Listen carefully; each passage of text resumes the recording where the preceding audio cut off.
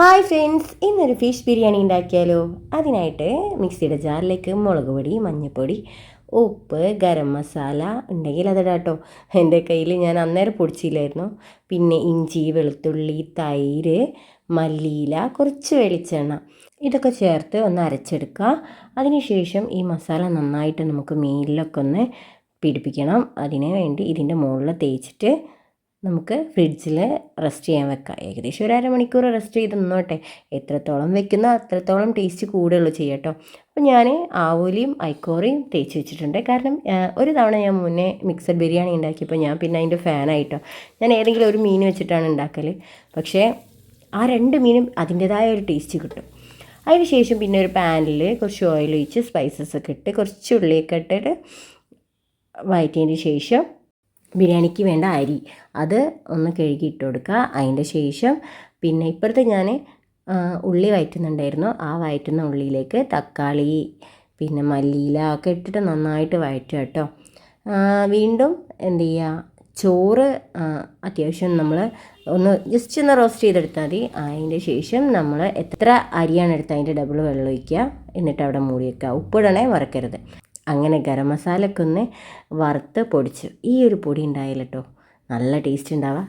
കടയിൽ നിന്ന് വാങ്ങാൻ കിട്ടും, എന്നാലും എനിക്കതൊന്ന് വാങ്ങി വറുത്തൊക്കെ പൊടിക്കണം. അതിന് ശേഷം കുറച്ച് നാരങ്ങനീരും തൈരൊക്കെ നന്നായിട്ട് ചേർത്ത് കൊടുത്ത് ഇളക്കുക.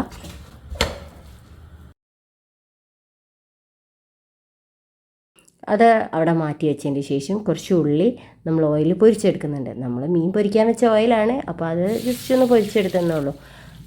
എന്നിട്ട് ആദ്യം തന്നെ വലിയ മീനായിട്ടുള്ള ആവോലിനെ ഇട്ട് കൊടുക്കുക.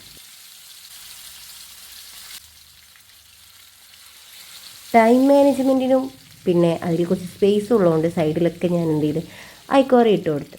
അങ്ങനെ അത് കാരണം ആവോലിക്ക് കുറച്ച് ടൈം എടുക്കും കുക്കാവാൻ. കാരണം അത് അത്യാവശ്യം ഒരു കട്ടിയൊക്കെ ഉള്ളതല്ലേ. പിന്നെ ഐക്കോറ അങ്ങനെ പൊരിച്ചെടുത്തു, ആവോലി അങ്ങനെ പൊരിച്ചെടുത്തു. അങ്ങനെ മീനും ഒരു സൈഡിലേക്ക് മാറ്റി വെച്ചു.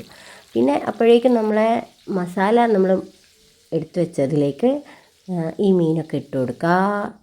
ഇത് മെയിനായിട്ട് ഞാൻ ആവോലിയാണ് കേട്ടോ ഇട്ട് കൊടുത്തത്. പിന്നെ അതിൻ്റെ സൈഡായിട്ട് ഫുള്ള് ഞാൻ ഐക്കോറ ഇട്ട് കൊടുത്തു.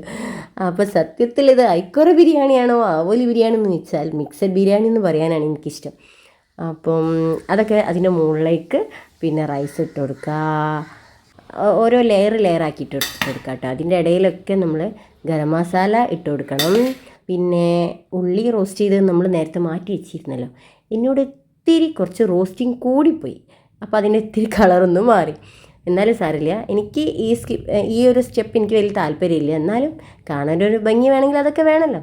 അങ്ങനെ ഈ ഉള്ളിയിട്ട് ഗരം മസാലയൊക്കെ ഇട്ട് ലെയറായിട്ട് നമ്മൾ എന്ത് ചെയ്യുക, ദം ചെയ്യാമെന്ന് വിചാരിച്ചിട്ടോ.